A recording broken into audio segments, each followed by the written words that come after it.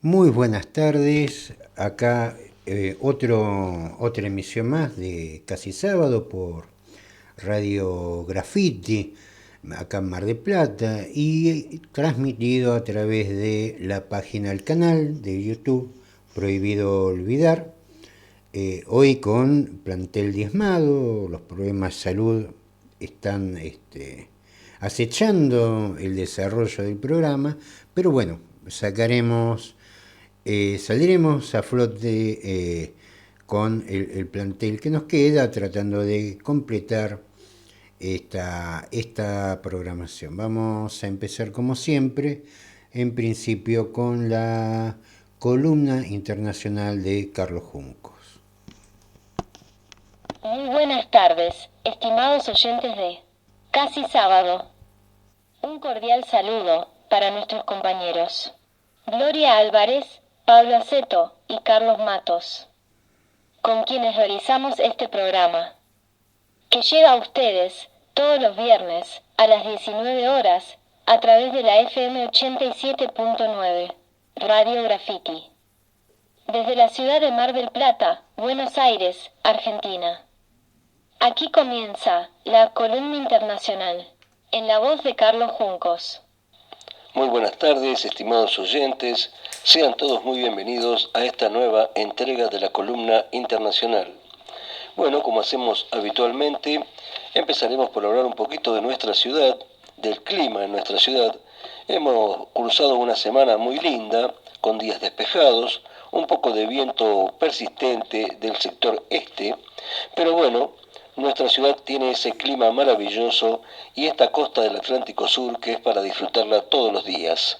Así que también consideremos que nos encontramos en abril, estamos cruzando ya el cuarto mes del año, es decir, es lógico que tengamos un clima ya un poco más fresco. Así que a adaptarse a esta nueva situación del clima, a este nuevo estado del clima, a este otoño maravilloso que se avecina, y a disfrutar de nuestra excelente ciudad. Y yendo ya al ámbito internacional propiamente dicho, esta semana no queremos hablar de guerras que siguen en curso, como ya todos saben, hay varias guerras en curso en nuestro planeta, algunas más importantes que otras o más cruentas que otras, pero todas con el horrible componente que significa una guerra donde mueren personas todos los días. Pero bueno, esta semana vamos a hablar de otra cosa, vamos a hablar del sueño americano, ¿no? De aquella famosa idea que viene desde hace muchísimos años, sobre todo se le ha volcado a la población de los países menos favorecidos, de América Latina y del resto del mundo, esta idea del sueño americano, de vivir en Estados Unidos y ser felices, ¿no? Y comer en McDonald's, ese tipo de cosas. Bueno, ese sueño, obviamente, cada tanto le pega una cachetada en la cara a todas esas personas que creen en esa vida maravillosa que en realidad no existe, porque no existe en ninguna parte. Es decir, la vida solamente la construyen las personas. Y dejar el terruño, dejar la patria, no siempre es lo mejor o la mejor decisión. De todas maneras, es cierto que las economías varían de un país a otro y que uno busca también estar en mejores condiciones económicas, pero eso no implica que se viva mejor. De hecho, actualmente, como todos sabemos, a partir del gobierno de este nuevo periodo de Donald Trump, se está deportando a cantidad de personas que después de hacer un esfuerzo enorme de dejar su patria, de recorrer larguísimos caminos para llegar a los Estados Unidos, para entrar ilegalmente, para tratar de instalarse, para pedir asilo, para conseguir un trabajo de los más, digamos, menos remunerados, y los trabajos que nadie quiere hacer, ¿no? Esa gente, después de tanto sufrimiento, ahora cambia el gobierno y simplemente los deportan y los mandan a otros países, ni siquiera a veces a su país de origen y a veces a otros países donde también están detenidos como si fueran verdaderos delincuentes. Bueno, pero en la contrapartida de eso es que algunos norteamericanos deciden irse de Estados Unidos precisamente a vivir su propio sueño americano en el resto de América. Y por ejemplo, en febrero, el agua del lago Chapala parece un espejo y en él se reflejan lanchas, aves y los domos volcánicos que rodean el embalse natural más grande de México. En el norte del lago hay una decena de pequeños pueblos, conocidos como la Ribera de Chapala, donde se vive en modo oasis. La calma y el silencio emanados del lago se difunden y la violencia de la que mucho se habla en la región del estado de Jalisco, por ahí no se siente para nada. Uno de estos pueblos es Ajijic, que en el idioma ancestral mexicano, el nahuatl, quiere decir lugar donde brota el agua. Y en efecto, aquí el agua hace que la brisa llegue fresca, menos seca que las temperaturas y que las temperaturas incluso en verano no sobrepasen los 30 grados. El primer turista estadounidense que llegó a Ajijic, a 50 kilómetros de Guadalajara, una de las 3 ciudades más importantes del país en el siglo XIX, que llegó a finales del siglo XIX, hoy son más de 10.000 los estadounidenses que viven en lo que ellos mismos suelen llamar, con orgullo y algo de humor, el pueblo más gringo de México. Vivo como un rey, dice un estadounidense retirado que vive acá hace unos 4 años. Parece que una intervención divina para traerme a este lugar. Bueno, la mayoría de los estadounidenses, sumados a unos cuantos canadienses, son jubilados que aquí sacan más provecho de su pensión. Tras la pandemia, sin embargo, el promedio de edad ha ido bajando a punto de migrantes jóvenes que trabajan remotamente o que quieren cambiar su estilo de vida. Ahora bien, según datos oficiales, unos 6 millones de estadounidenses viven fuera del país y casi el 20% de ellos están en México. Muchos mexicanos que migraron al norte hace décadas tuvieron hijos allá y volvieron, por lo que gran parte del millón de estadounidenses en México tiene en realidad raíces mexicanas. Pero también hay estadounidenses que han migrado hacia el sur, en lo que cierta jerga del sector ha denominado migración a la inversa, flujo contrario a la inmigración más frecuente. Muchas localidades mexicanas están entonces llenas de gringos. En Tulum y Cancún, 2 paraísos del Caribe, viven 15.000. En San Miguel de Allende, una ciudad colonial en las montañas, hay 10.000. Y en Baja California, una península en el mar Pacífico, en plena frontera norte, las cifras oficiales registran 130.000 estadounidenses. Pero, según parece, Ajijic es el único lugar donde los vecinos del norte, la mayoría blancos retirados que saben poco castellano, son tantos como los mexicanos. De hecho, un agente de bienes raíces dice el 60% de mis clientes son estadounidenses.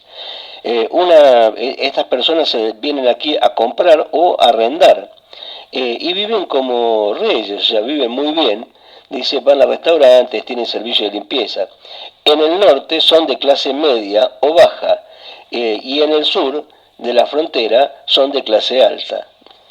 Por su parte, algunos mexicanos temen el impacto de esta migración en los precios y en la cultura local. Los grafitis de fuera gringos en barrios como La Condesa y La Romana en Ciudad de México han generado la idea de que hay un sentimiento anti-inmigración. Pero en Ajijic, donde la migración estadounidense tiene al menos 7 décadas, no se siente esa queja por la llamada gentrificación. Según expresa Daniel Pardo, autor de esta nota, en todas las conversaciones que tuve con los estadounidenses en Ajijic, encontré más una crítica a su propio país, una crítica profunda que con las noticias recientes parece confirmarse, que una búsqueda por hacer de México un lugar más gringo. Uno de los entrevistados dice que la decisión de irse de Estados Unidos no fue fácil, porque perdió el 85% de sus ingresos, pero de todos modos lo hizo por razones de salud mental. Otro de los entrevistados dice que la cultura, la economía, el sistema en general se volvió cada vez más tóxico y terminó por expulsándolo de su país. Quedarme dejó de ser una opción y de haberme quedado ahora estaría sin casa. Y entonces México surgió como una alternativa. Los mexicanos, por cultura, tienen una predisposición natural a no caer en el materialismo. La familia es lo primero, pasan tiempo con sus vecinos y encontrarán la manera de pagar sus cuentas, sí, pero no veo esta constante necesidad de comprar el último iPod.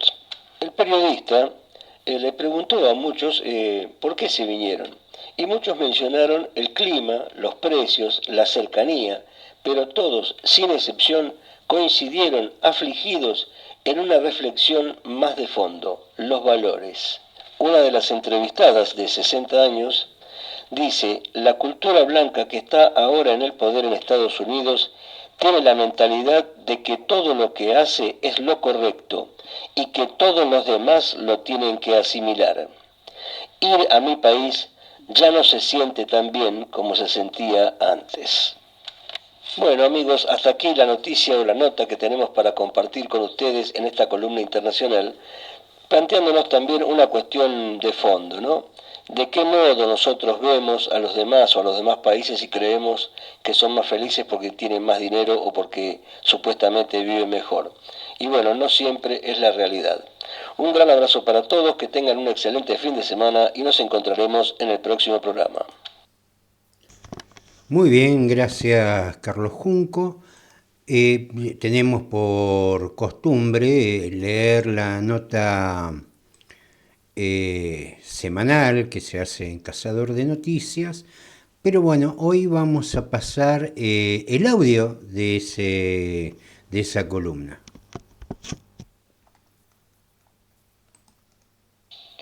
El préstamo del FMI en pugna.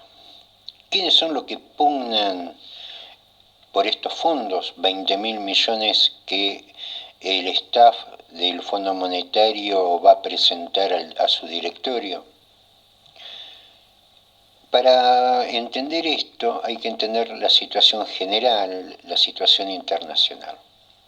Hace poco más de un año Warren Buffett decía, me voy a la liquidez, esto no da para más.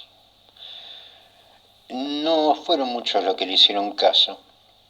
Warren Buffett lo que veía era un fin complicado para los mercados alcistas sin mucha justificación, y que solo precisaban un detonador para derrumbarse. Y ese detonador fue Donald Trump. Y para entender quiénes son los que están en pugna, hay que entender también esta necesidad de irse a la liquidez. De la misma forma que los inversores están vendiendo todo para salir de la decadencia, de la caída, de la quiebra de los mercados, también lo quieren hacer los especuladores que estuvieron en la Argentina.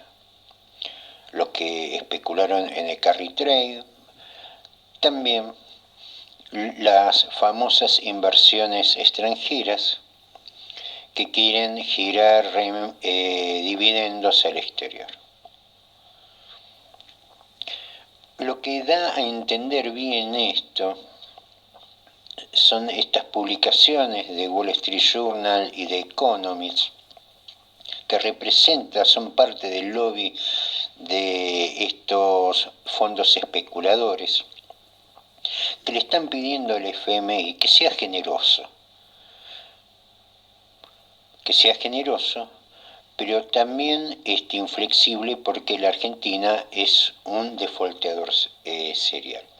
¿Cómo se entiende este respaldo hacia un defaulteador serial? Es muy sencillo. Lo que ellos quieren es que el FMI sea generoso, ponga los dólares para que aquellos que especularon con el carry trade y aquellos que vienen a poner plata en la Argentina para después llevarse más dólares como giro de remesas, tenga a su disposición esas divisas para sacarlas del país y ello hacerse de esa liquidez. Por supuesto, la deuda nos queda a nosotros. Entender esto es entender cómo es el juego de la deuda externa. Yo sé que muchos dirán, ¿cómo es que la Argentina debe tanto y no se ve obras que expliquen en qué se gastó ese dinero? Es que ese dinero no se gastó en el país. El FMI no va a girar dólares. Lo que se le otorga son derechos especiales de giro en una cuenta abierta en el FMI a nombre de la Argentina, y eso hay que ver qué decisión toma el directorio del FMI. Dado la situación general, dada estos sendos artículos tanto de Economist como de Wall Street Journal, uno tendería a pensar que la decisión del FMI es aportar mucho más de 8.000 millones de dólares en una primera partida, sino dar una cobertura mayor para que estos especuladores puedan hacerse de divisas y sacarlas del país. Por supuesto, la deuda después de quedar a los argentinos en moneda dura, en moneda extranjera. Entender estos mecanismos me parece que es fundamental. Esto que estamos viendo ahora no es nuevo. Es lo que explica la deuda externa argentina en los distintos tiempos, desde Martínez de Oso hasta ahora. Es así como se fuga el dinero, y es interesante entender este mecanismo, porque a veces le echamos la culpa a sectores empobrecidos, llamamos privilegios a lo que son derechos de los jubilados y trabajadores, pero no entendemos estos mecanismos. Nos manejamos con verdades supuestas sin conocer las cuestiones de fondo, y esta es una cuestión de fondo. Es así como se endeuda la Argentina, no como se endeuda otros países, como se endeuda la Argentina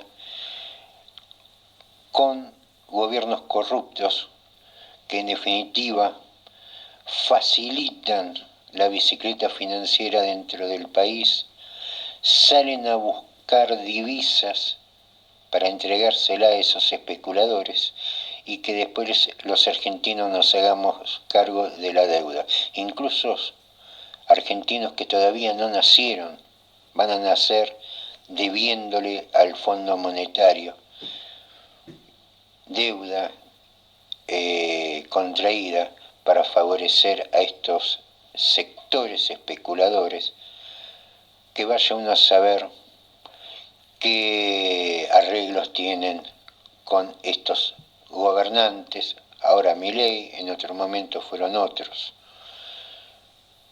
para entender cuál es el problema argentino.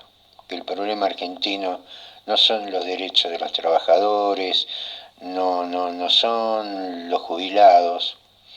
El problema argentino es la corrupción y estas estafas de cuello blanco que quiebran no solamente el futuro, sino también más allá.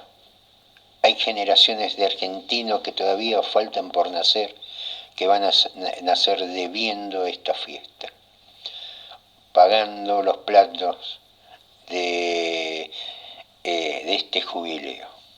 Seguimos con esto la semana que viene. Bueno, como siempre, la nota completa la podés leer en Cazador de Noticias. Semanas de novedades, sin duda, pero también sin duda de que van a ser de muchas novedades la semana que viene cuando el directorio del FMI dé un detalle de cómo va a ser el nuevo endeudamiento. Sí, ya tenemos algunos adelantos. La secretaria de Agricultura de Estados Unidos, Brooke Rollins, ya anunció que se va a eliminar la importación de carne argentina, por lo que el país queda encerrado en medio de una guerra comercial, debiéndole a los dos bandos. La verdad, una situación más que particular. Algunos me dirán, bueno, China también le debe a Estados Unidos, y por otra parte China también es acreedora de los Estados Unidos, pero evidentemente la situación argentina no es la de ni China ni Estados Unidos. Lo que ha sacudido los cimientos de la economía mundial en un país que en un proceso de destrucción de su propia economía. Yo recuerdo allá por los 90, cuando algunos incluso hasta festejaban que la Argentina no producía más acero porque eso lo iban a hacer los países subdesarrollados y esas cosas que se decían en esa época. Hoy, en una guerra comercial donde con un dólar sobrevaluado se destruye la producción local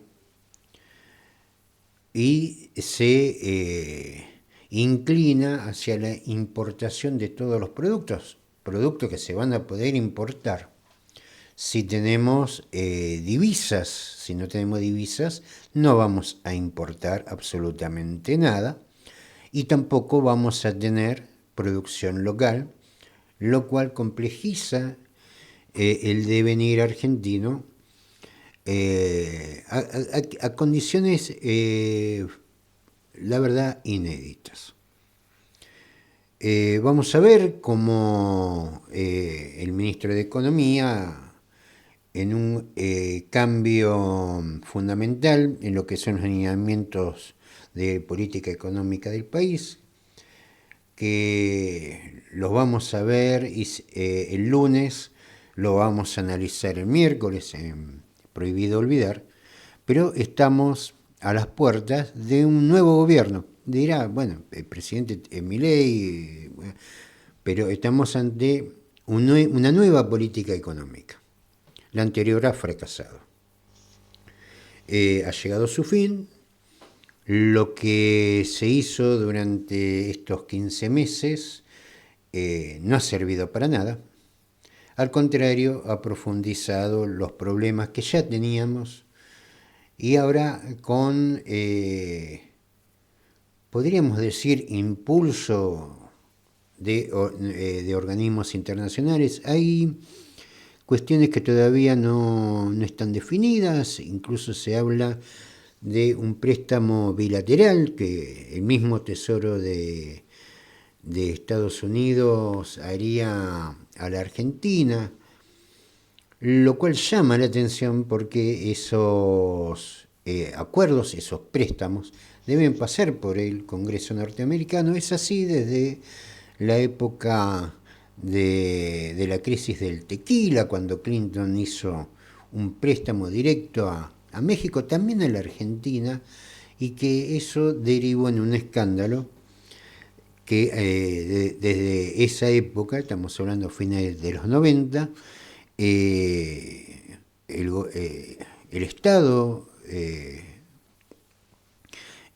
norteamericano estableció que ese tipo de préstamos deben pasar por su Congreso. Así que veremos de qué se trata esa novedad, si es que es novedad o cosas que se dicen como para tranquilizar a los que por ahí desconocen esos mecanismos. En concreto, la Argentina ha basado sus expectativas en la exportación minera y la petrolera y políticas de YPF que nosotros hemos hablado en algún momento, tanto acá en Casi Sábado como en Prohibido Olvidar, una cuestión que nos llamó profundamente la atención. Más que llamarnos la atención, y denunciamos así en público, lo que ha sido la entrega de yacimientos convencionales a sectores privados, algunos ex funcionarios del gobierno de Macri, donde acá aparece como apoyo al gobierno de Milei por parte de los diputados de Macri, pareciera ser como el pago a esos favores. Es decir, no fue gratis el apoyo del PRO al gobierno de Milei. Y hoy estamos viendo las consecuencias. La OPEP informó ya en febrero de este año que para abril iba a aumentar 100.000 barriles diarios de producción. Ellos lo habían bajado en estos últimos años, especialmente desde el COVID, justamente para mantener el precio del crudo. Y ahora están tomando la decisión contraria. Hay que decir esto, hay que ver en qué es lo que ha cambiado, por qué razón la OPEP va a producir más cuando la decisión en su momento fue producir menos. Está vinculado, por supuesto, a la guerra económica que se está dando en el mundo. ¿En qué sentido tiene esto? Estados Unidos, que hoy se presenta como primer productor de crudo y gas, cosas que están muy cuestionadas, porque ya lo habíamos dicho la semana pasada, Venture Global había exagerado, vamos a decirlo de esa manera, las reservas de gas licuado de petróleo que tenía para vender al extranjero, a tal punto que tampoco pudieron cumplir con la Unión Europea, que le habían planteado cortar relaciones con Rusia, que los proveedores iban a ser justamente Estados Unidos, y resulta que no tenía gas para proveer a la demanda europea, a tal punto que hoy se está hablando de una asociación estadounidense y rusa para proveer de energía a Europa, cosa que no se viene cristalizando, ya que los acuerdos que en un principio Trump había planteado que iba a terminar al otro día con la guerra en Ucrania, no está saliendo las cosas como la planeaban.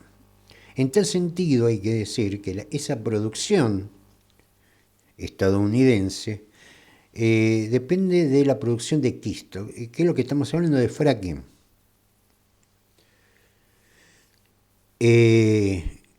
Lógicamente, el fracking le dio a Estados Unidos la posibilidad de ser un gran productor de petróleo, gran productor de gas, pero a un precio más alto que los convencionales,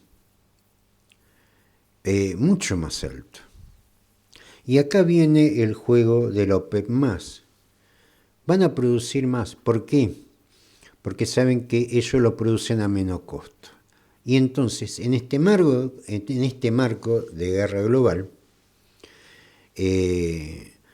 tanto la OPEP como, por ejemplo, Venezuela y otros productores tienen la capacidad de producir crudo, producir energía a tan bajo precio que pone en quiebra la producción de quisto, que es, por supuesto, mucho más cara. En el marco de ese conflicto, ahora en mayo la OPEP promete producir 500.000 barriles diarios más para seguir bajando el precio del petróleo y poner en crisis la producción norteamericana. ¿Eso va a destruir Estados Unidos? No, pero es parte de un conjunto de estrategias que se están dando con el marco de aranceles, emisión de deuda, devaluación de monedas, como el caso de China, Brasil y la India, para ser más competitivos. ¿Y esto dónde deja la Argentina? En el caso concreto de YPF. YPF ha mal vendido sus yacimientos maduros de convencional para justamente dedicarse a la producción de quisto. Es decir, mucho más cara que el convencional. De hecho, con los precios que ya se contaban a nivel internacional, no parecía muy razonable, muy entendible, de que si ya tenés yacimientos maduros, mal venderlos para dedicarte a algo que es mucho más caro. No sé si mucho más riesgoso, pero sí mucho más caro que el convencional, que es el caso del fracking.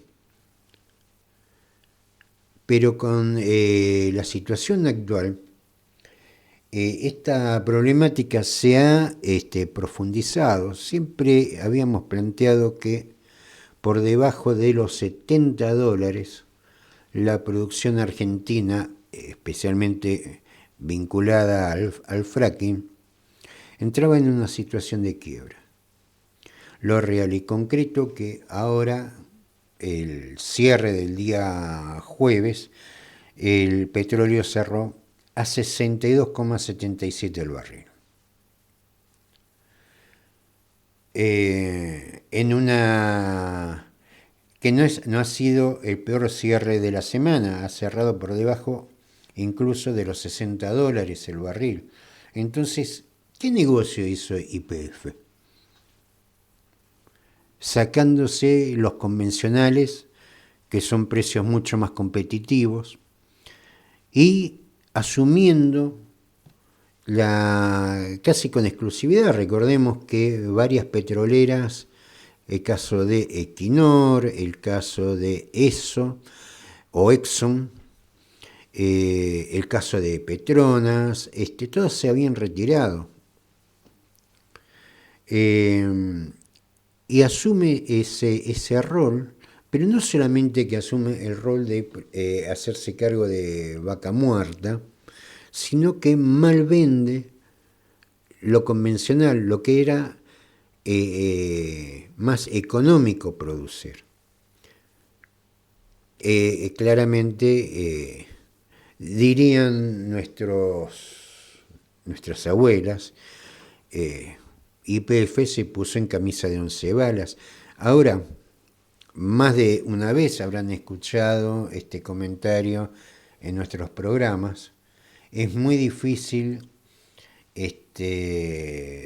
creer que las autoridades de YPF no sabían de esta situación. Lo hicieron al propósito, esto es claro y evidente. Ya hace varios años se estaba analizando casi con certeza la recesión mundial y con eso la caída del precio de la energía, una recesión que se sostenía artificialmente, un sistema de producción, especialmente el norteamericano, gracias a la emisión de deuda, pero que se sabía que tarde o temprano esto iba a pasar. Como dijimos en la columna, faltaba el detonador fue Donald Trump, y hoy el precio de la energía está a $62,77.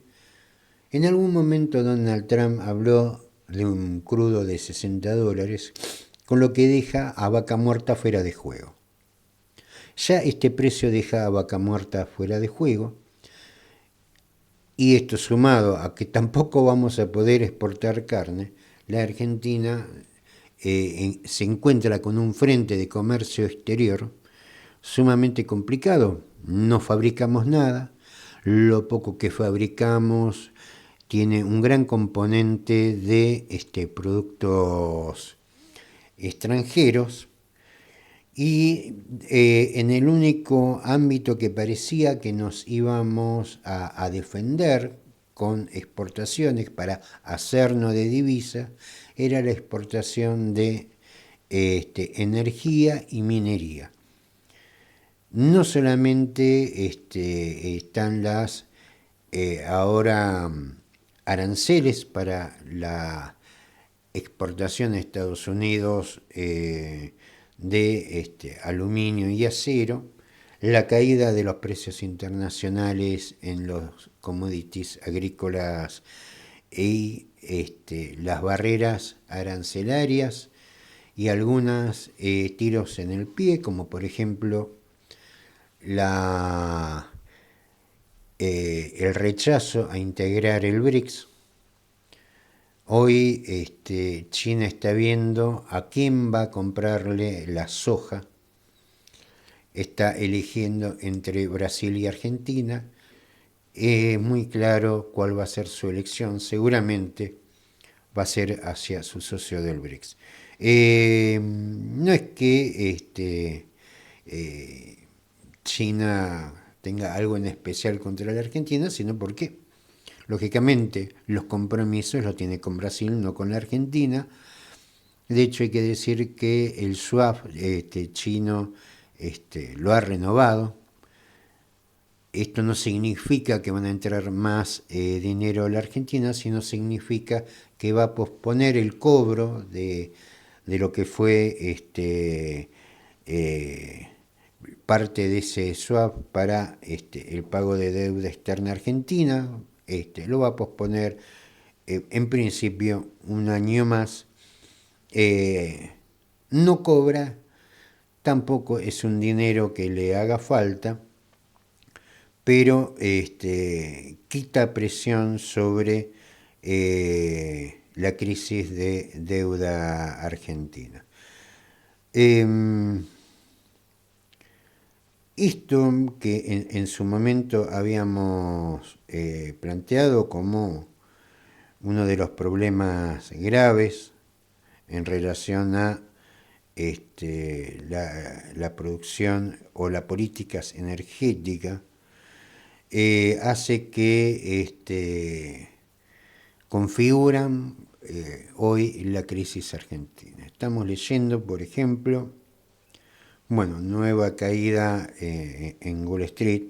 Había un resurgimiento a partir de un anuncio de Donald Trump de congelar los aranceles por 90 días. Esto es independiente a que no exportemos más carne a Estados Unidos, pero bueno, no ha calmado unas horas nada más. Al final el cierre de Wall Street termina a la baja. Lógicamente los papeles que más pierden son los de la Argentina, con también incluso un aumento en lo que es el riesgo país, que conlleva un aumento en los intereses de la deuda externa argentina, en un panorama que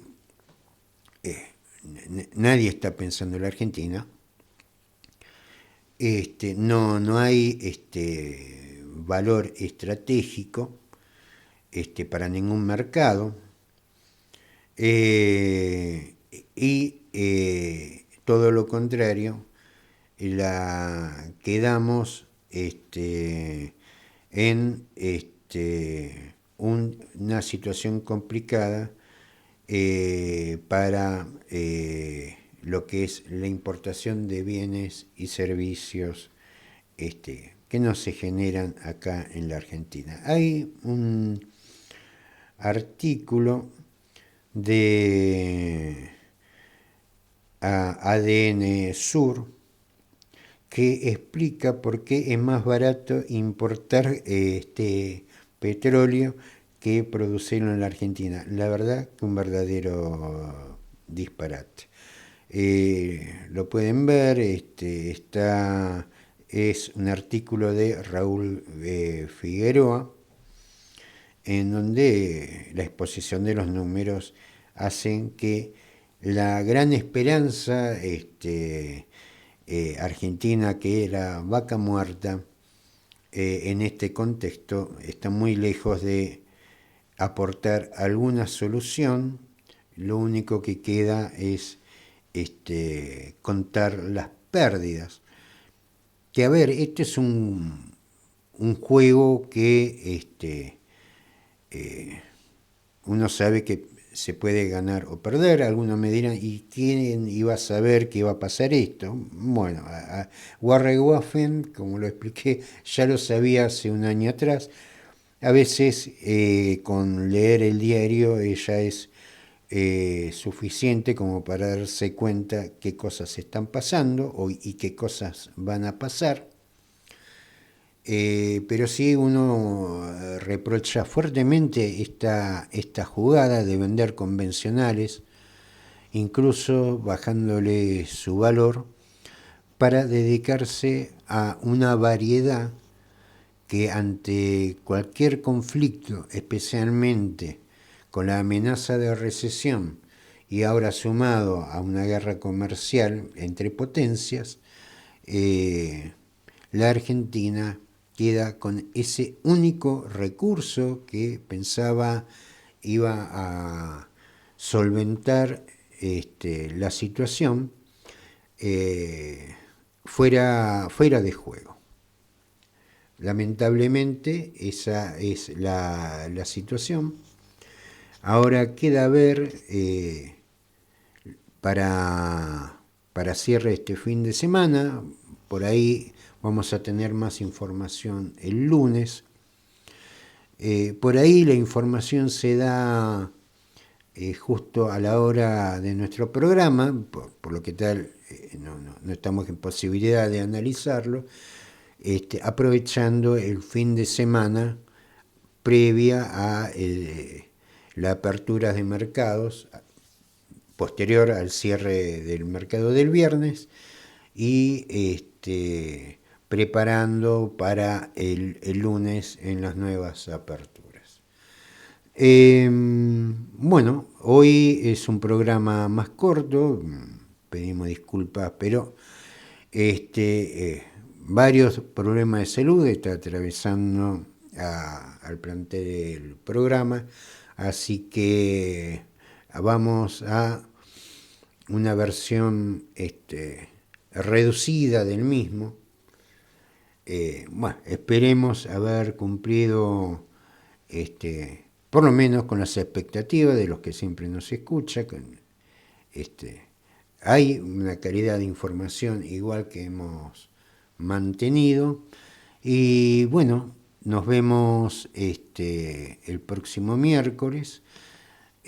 Cerramos por supuesto, con el tema musical y también con el informativo criollo de Carlos Juncos, y los esperamos acá por el aire de Graffiti y por nuestro canal Prohibido Olvidar en YouTube, para el miércoles que viene, para analizar cuáles son las novedades, que no van a ser pocas.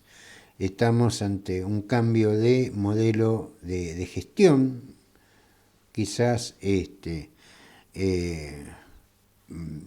no muy profundo, pero sí en sus formas, que lógicamente no va a dejar de ser un golpe duro para la diaria de cualquiera de nosotros, donde claramente lo que se va a plantear es haber un esquema de devaluación del peso y aumento de precios esto es inexorable. Veremos con qué ritmo se va a dar estos aumentos, pero no especulemos más, esperemos este fin de semana, donde seguramente se van a ir filtrando información, y el lunes tendremos ya un panorama claro para que el miércoles lo podamos analizar acá en el aire de Graffiti y en nuestro canal Prohibido Olvidar de YouTube. Bueno, me despido hasta el miércoles que viene en Prohibido Olvidar, y los dejo en la compañía de Carlos Juncos y su informativo criollo. Nos estamos viendo.